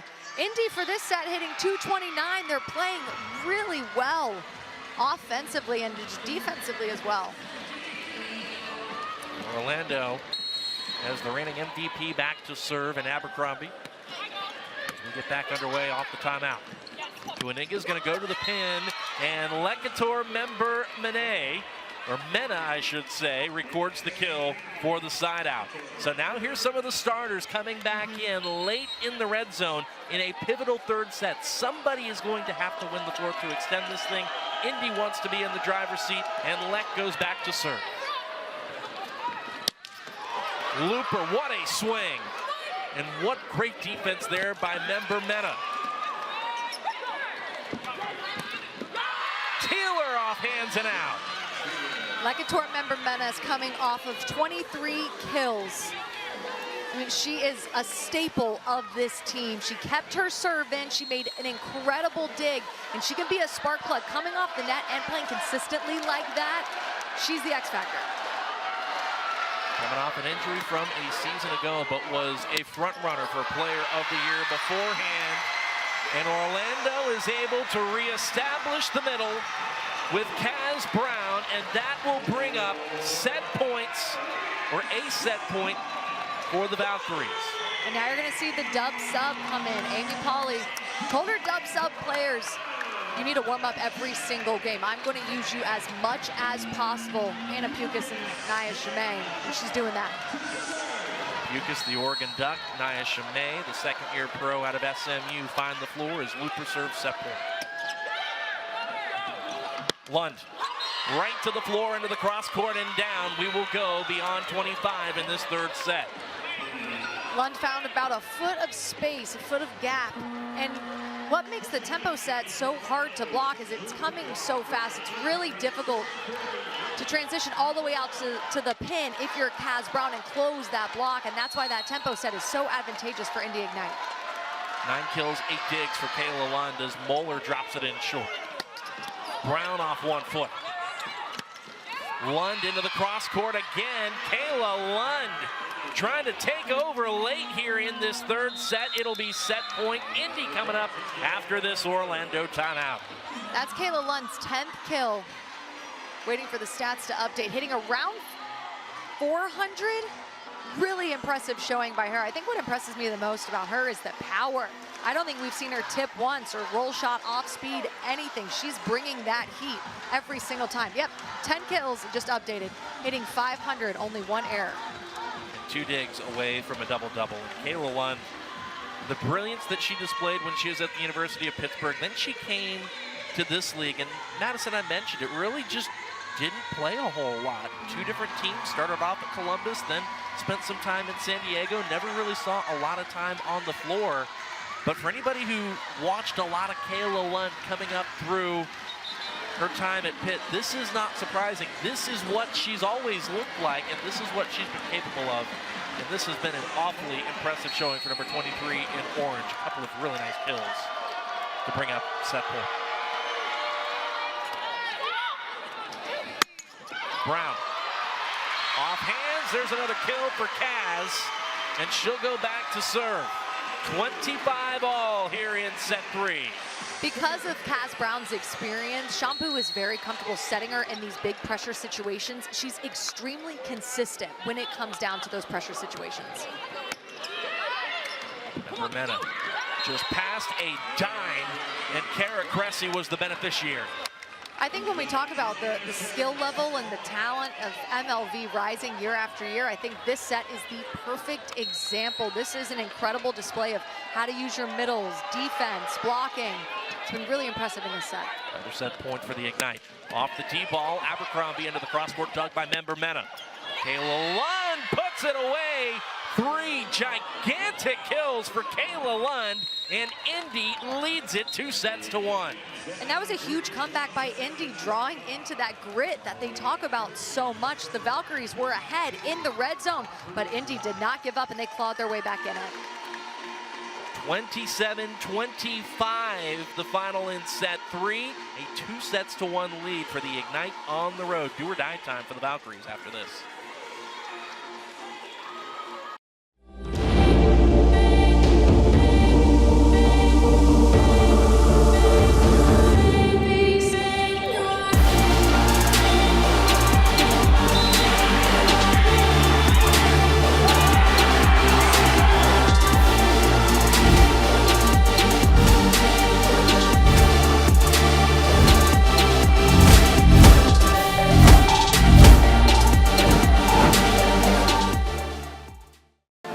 From your favorite athletes to your favorite music, listen to everything you love and so much more with the free iHeartRadio app.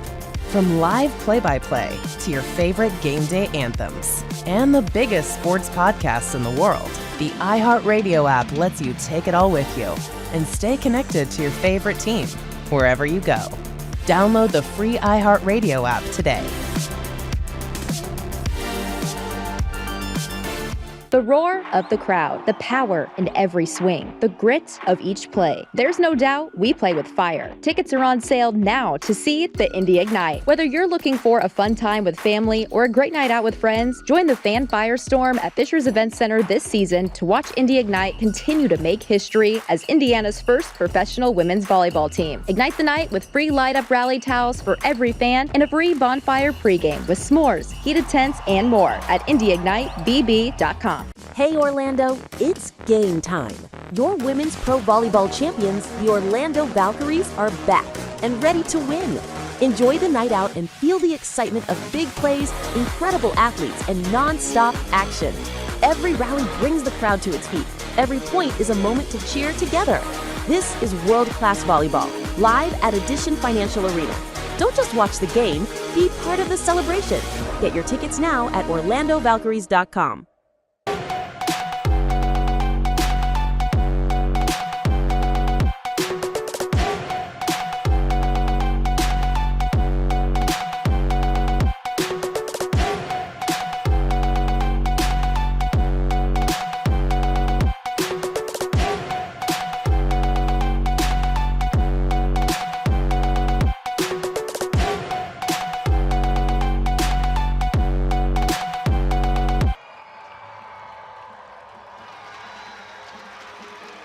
Sets to one in favor of the road team, the Indy Ignite here in Orlando tonight. The Valkyries at 3-0 coming into this matchup. They are atop the league.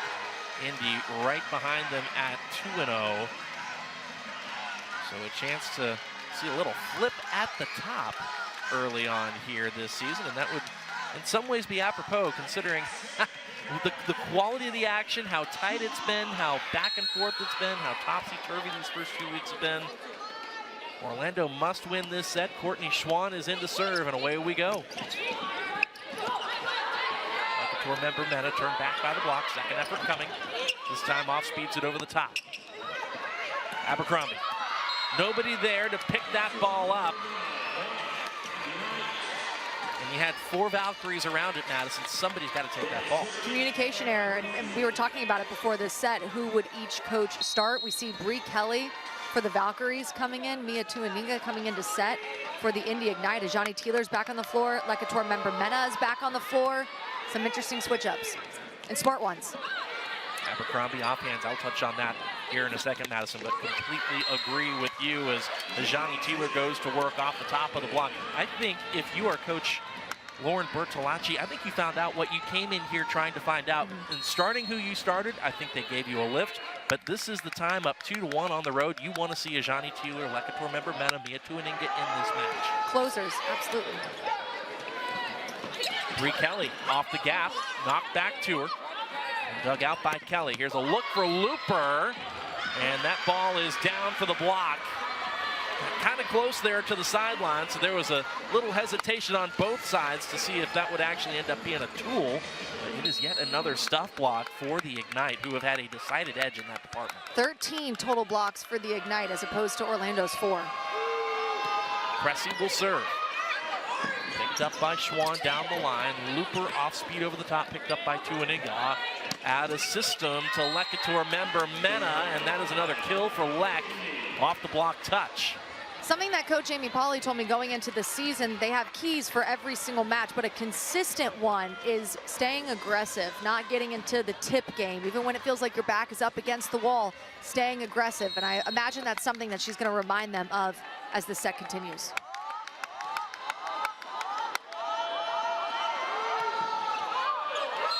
Another service error. And after a 4-0 run right out of the gates here in this fourth set, some early hope here for Orlando, a chance to at least put an end to a rotation that they weren't able to put an end to any other way. That'll send Brie Kelly back to serve, the rookie out of pit. Tuaninga, gonna go to Lekator member Mena. And here comes Lecator member Mena, who continues to find her footing. Her head coach told us she's doing fine. It's been a while since she's played. There's going to be a little rust here or there getting her back up to speed. But every single match, she gets a little better, a little better, a little better. Nearly put that ball away there. Dug back over to the Ignite, and Teeler wisely off-speeds it over the top of the block and down. Indy Ignite is running the tempo of this set. They're making incredible digs. It's to target, and then that allows Tuaninga to run the full offense with the tempo that they love to run it in. That's very difficult to defend. 6-1 Indy in this fourth. Good ball, good result. Clean first contact, and Champu gives Charity Looper all kinds of room and space to do what she does best. There was no blockers up. That's Champu and Kaz Brown running that gap. Blocker staying with Kaz Brown, and Champu made the right decision. Nice first ball there. Kept alive by the Ignite off of the Kaz Brown rejection. How about the defense by Courtney Schwann?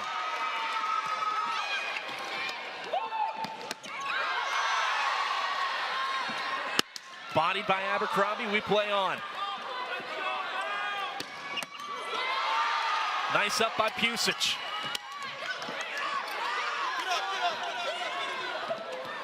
Member Mena off speeds over the top and down. 3 different Valkyries were laid out on the floor at various parts of the floor during that rally. The effort was there, and Indy finds a way to close the point. I mean, Champu was all the way over here by us. You're right, the Valkyries were scattered all over the floor, doing everything they could to keep that play alive. Defensively, both teams putting on quite the performance.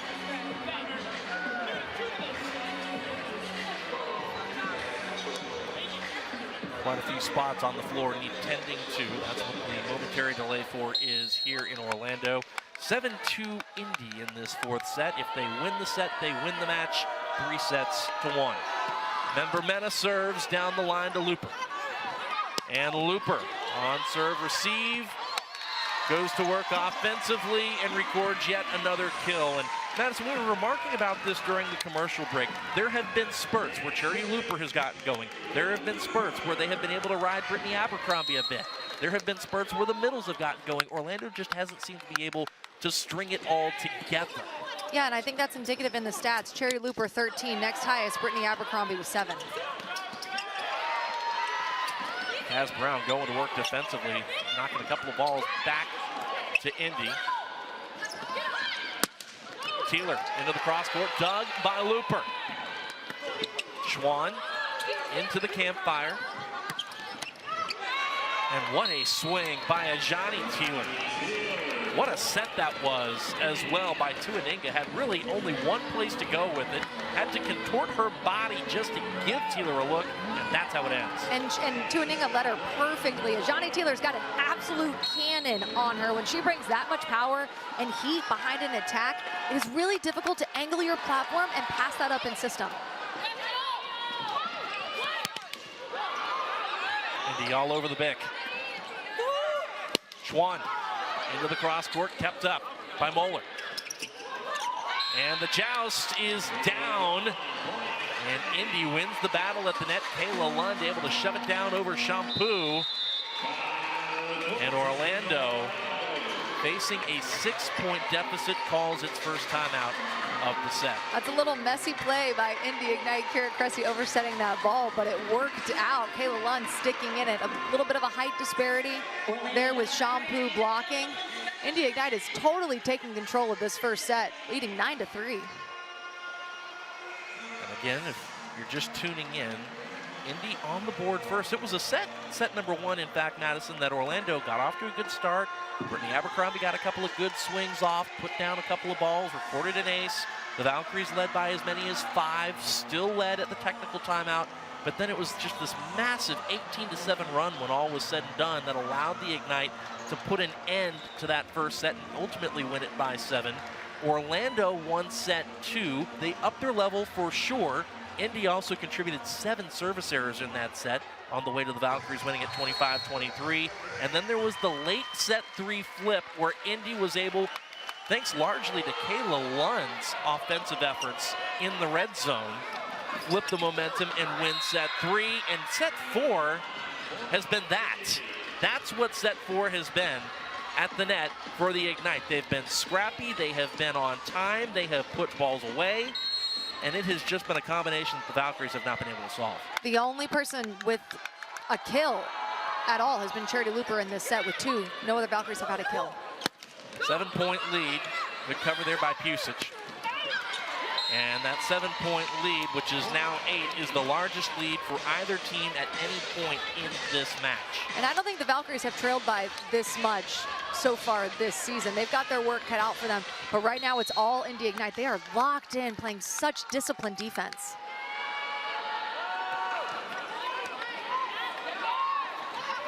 Off the D-ball. Abercrombie is rejected. Looper saves it at the scorer's table. Lund quickly down the line.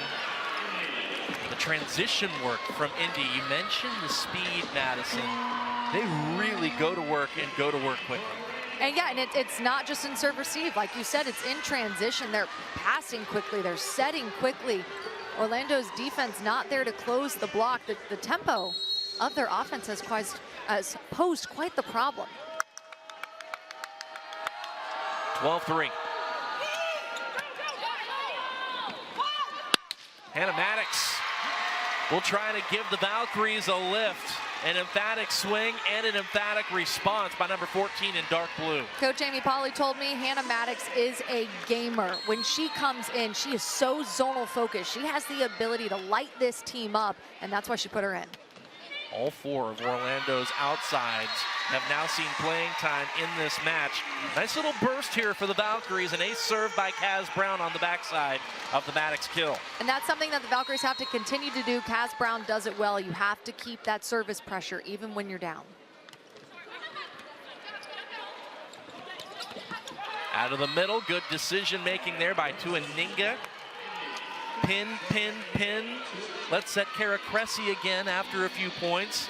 And Cressy was available off the gap and put it away. Yeah, Indy Ignite running a really balanced offense. We've seen pretty much every player get involved.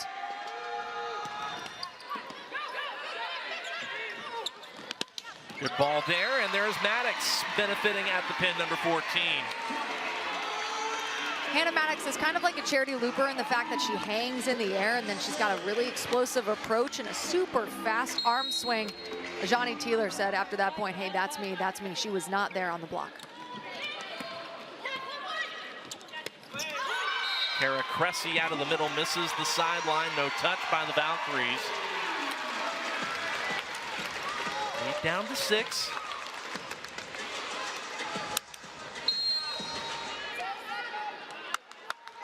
For those who watched the Orlando match in Omaha, the Valkyries led 7-1 to start off set 4 in that match. And the Supernovas came all the way back. We'll see if the Valkyries have that kind of run in them. But frankly, Madison, every time Orlando has gone on a run, Indy has had an answer. Most definitely, and this is a really good rotation for them. You've got Member Mena now up in the front row, Johnny Teeler and Kara Cressy. Bree Kelly out of the middle. Coach Amy Pauley speaks very highly of Bree Kelly, and if you followed college athletics the past 4 years, you know her name. She led Pitt to 4 consecutive Final Fours. She is an elite middle blocker, and she can attack the ball at a super high clip. 6th overall pick in the draft. Hannah Maddox serves, had 4 aces in Omaha, did Maddox, number 14. Looper into the cross court, lobbying for a touch call, won't get it. Point to the Ignite. And a challenge coming from Orlando, likely block touch. Orlando is challenging block touch. Charity Looper came down from that attack and was pretty convinced there was a block touch. And now with the one challenge, coaches hold that challenge tight to their chest. They have to be sure. So she most definitely trusts Charity Looper on this one because those challenges are very precious. The thing that's unique about challenges in volleyball, Madison, unlike a lot of other sports where maybe there's a yardage or something that's at play, tangible scoreboard ramifications. Yep. Left pinky of Kara Cressy on her left hand. Good eye. And I mentioned the tangible scoreboard ramifications. That just took a 7-point lead and made it 5. You're not just taking a point away from a team, you're giving it to the other team. And so that is a 2-point swing that the Valkyries desperately needed. Member Mena on the attack. What a set by Shampoo. Member Mena back to work. And Lekator, Member Mena has the answer for the Ignite. What a set by Shampoo and then Tuaninga. Tuaninga did a really good job at getting her body behind that, squaring her hips to the antenna, pushing it all the way. And Lekator, Member Mena has got some hops. There's some height disparity between her and Bree Kelly, but she swung high hands.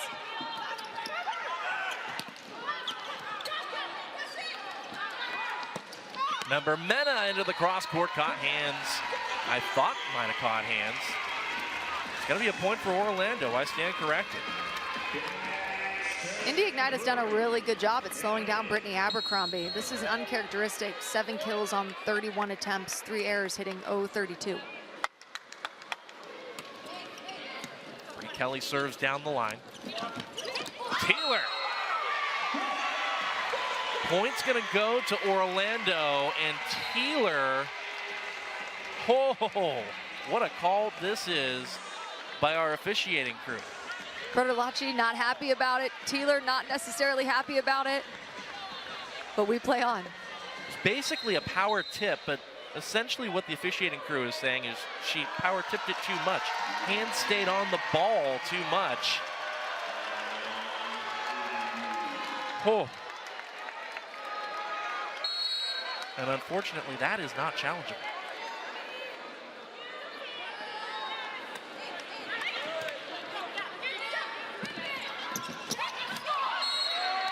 And this time the tip finds the floor. Ajani Taylor says, thank you very much. Back to business, back to the service line for number 19 at Orange. I love that decision from Ajani Taylor. Takes a little bit off of it, doesn't touch it as long, same spot, and she gets the point. And that point will take us to the technical timeout here in this 4th set, with Indy leading by 5, perhaps closing in on winning this match in 4.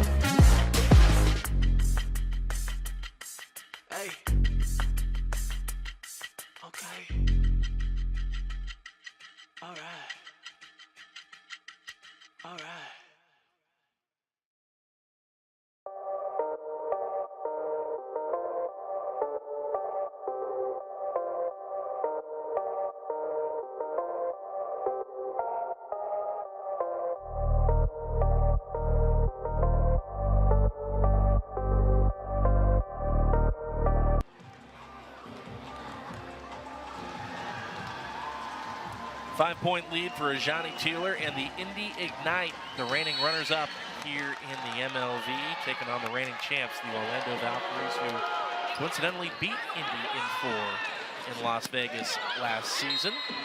And now here are the Ignite trying to reverse the script and beat Orlando in 4 in Orlando in the first of their 4 meetings in this regular season. 6-point lead, Taylor serves once more. Abercrombie, turned back by the block. Looper, what a stab by Lund. Remember, Mena pops it over the net. Looper able to go to work offensively, but that is yet another block. My goodness. The blocking from the Ignite has been so disciplined and dominant. Get you that number 18. No. I will let it update for the blocking. 14 total blocks for the Ignite. The defensive effort has been terrific. There have been some balls that typically go down like that one, and Indy has had all the answers. Elena Scott laying out to Aninga, shoves it to the floor. And you know what's crazy about that also? It's one hand stab, so one arm stab. So usually you're just trying to pop that ball up. But Elena Scott is the kind of person that even though it's one arm, she's gonna get a 3-pass on that. She's gonna pass that perfectly to her setter. And I love how Tuaninga capitalized. I'll tell you what, when you play the defense that Indy has played tonight, when you spread the offense around the way they've spread the offense around, yeah, that's the 18th service error. And you never want to see anywhere near that number if you're anybody. I don't care what level you're at. That's got to get cleaned up for the Ignite. But when you walk away from tonight, if that's your biggest concern and you're happy with how you facilitated the offense and the way you played defense and the way you manned the net, well done for the Ignite tonight. Still some work to do, though, leading by 7. Member Mena into the cross-court, dug up by Pusic. Hannah Maddox has made a positive impact here in this 4th set. She came in with the Valks trailing by a considerable margin and has been able to help them trim their way into it. They've trailed by as many as 8, now down to 6. 3 kills for Maddox here in this set. And a kill out of the middle for Blake Moeller. What I like about the Ignite's offense, first of all, defensively, they're holding the Valkyries to 0-3-3 in this set, but offensively, you've got 1, 2, 3, 4, 5, 6 players on the board for kills in this 5th set. They're running a very balanced offense. A little of everybody involved in the act here in Orlando tonight. Looper dug by Member Mena. Strong block touch there by the Valkyries. Looper. Into the cross court, kept alive by guess who? Scott. Pukas sets Looper once more, and Charity Looper finds the back corner. Usually if you're the Valkyries, you want that pass up towards the net. Valkyries just had to run their offense from the 10-foot line, but Pukas did a great job at leading her attacker and Charity Looper, who drove through the ball nice and deep to area 1. Off kill number 15, Looper serves for the Valkyries. Taylor into the cross court, dug by Charity Looper. Nia Chimay, who came in on the dub sub with Pukas, who just set Maddox, goes to work there offensively. And Blake Moeller once again puts the ball away. That is kill number 7 for Blake. She's got 6 blocks. What a night. And she's impacted the game in so many more ways, too. The block touches have been so good. She's been in front of the setter, behind the setter. She's been pulling the middle blocker with her for the Valkyries. She's been amazing. Maddox.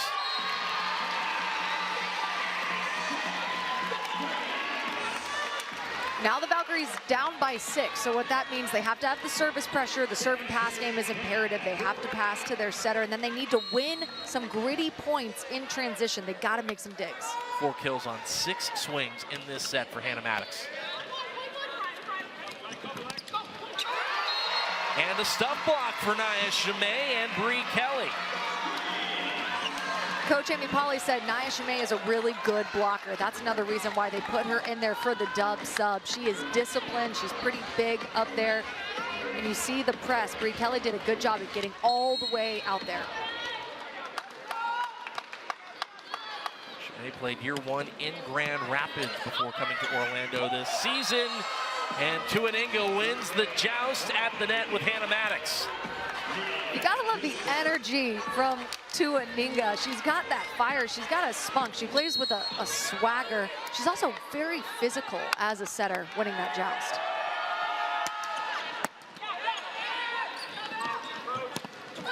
Chimay. Off hands, played up. And Bree Kelly crashes in once again. These are the kind of plays I was talking about. In transition, making a big defensive stop. That's what it takes to chip away at the lead that the Ignite have. So here goes Nia Chimay back to serve.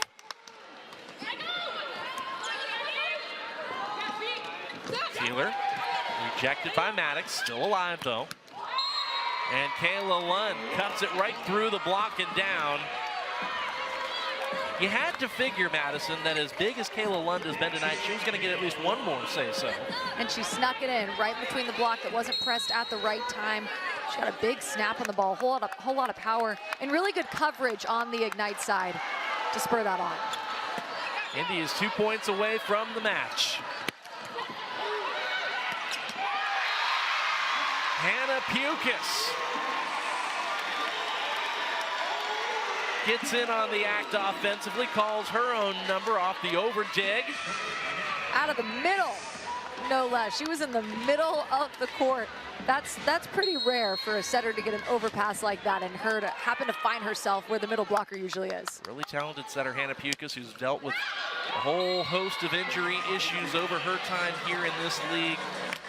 Certainly we hope that's one of the first of many sightings of Hannah Pukas this season for Orlando. Off the error, right on the backside of that Pukas kill, that brings up a host of match points for the Ignite. Off the bick, here's Maddox. Taylor into the cross court and down. And the Indy Ignite come into Orlando, and the reigning runners-up knock off the reigning champs here in Central Florida this evening. Indy Ignite ran such a balanced offense. I mean, it was just so incredible to see every single attacker, even those who didn't start, to come into the game and have such an impact. And then defensively, 16 blocks. They did what a lot of teams struggle to do, which is shut down the Valkyries offensively, but Indy Ignite played a very disciplined defensive game. What is the takeaway for Orlando on the other side, Madison? This is a team that won a championship a season ago, and a lot of that championship DNA is back on the roster this year for Amy Pauley. Yeah, this is going to be an eyebrow raiser. It is going to be one of those head-scratcher kind of showings, and certainly there are going to be more, but if you're Orlando, how do you sort of digest this, and how do you process it? Well, the way that I view it is it's actually good to have couple losses early because it exposes your weaknesses. It shows you what you need to work on. I mean, we saw it with Nebraska in college volleyball this past year. They had no losses. They didn't know what their weaknesses were, and then they lose in the tournament. So I do think that losses can be advantageous for a team. But all the kudos to Indy Ignite. I mean, absolutely incredible performance on both sides of the net. And for Indy, Madison, they came into tonight wanting to do some different things with their lineup, wanting to see just how good their depth was. I think they found out they are plenty deep. They've got a lot of talent top to bottom on this roster. And boy, they have got a closer's mentality. They can bring in those starters, even if they start some of the other players when the going gets tough, when things get tight, and they can slam the doors shut. This was really comprehensively a strong showing by them. Coach said all 15 played at the exact same level, and I think that rang true throughout the entirety of the match. Didn't matter who started or who finished. All of them played at the same level, and they got the job done together. Well, the top offensive team statistically in the league came in tonight. Indy hitting 232 on the season. All told, looks like they'll hit 278 as a team here in Orlando this evening. And they will ascend to the top of the rankings, at least for now, early on here in this MLV season. Pleasantries all over the floor. A lot of folks familiar with each other. A lot of Louisville Cardinals here playing tonight. A lot of Pittsburgh Panthers also on the floor on both sides of the net, no less, Madison. And I think when you look at the matches and the quality of the matches and how tight a lot of them are, and how one team will beat somebody on the road and then they'll get beat by another team that the team they just beat had beat, it really just goes to show the depth and the quality of the talent that is in this league and how deep it continues to get, even more so every single year. Yeah, we say the word parity a lot, and it's overplayed sometimes, but I think it's very true for this season. There is so much parity. The championship could go to anyone, and just with how tight, how many 5-set matches we've seen, I mean, I really feel like this is going to be such a race to get to the championship, and it's going to be fun. You're going to want to tune in for the whole season. This is just week 3, and there has been plenty of chaos. There's been plenty of carnage, and it has been really compelling stuff. The rematch of the match for $1 million from a season ago goes to the Ignite tonight here in Central Florida. Madison, any final thoughts from you? That was a fun one. If you love defense, you loved that match. The blocking was amazing. And then, I mean, the tempo that the Indy Ignite runs offensively was so much fun to watch. Overall, both sides of the net, absolute blast. So Orlando is going to reset. They will take on Dallas in a few days' time at 3 p.m. on the 25th. In a couple of days, Indy gets their home opener against the Omaha Supernovas, the first of 4 consecutive matches in Fishers for the Ignite. I know a lot of folks up there will be excited to get this team back home. So, with all that having been said, let's enjoy our weekend. Madison Fitzpatrick and I will be back on the call on the 25th, and we thank you for tuning in here this evening. For Madison and the entire crew, Sean Davison signing off from Orlando, where the Indy Ignite win it 3-1 over the Valkyries.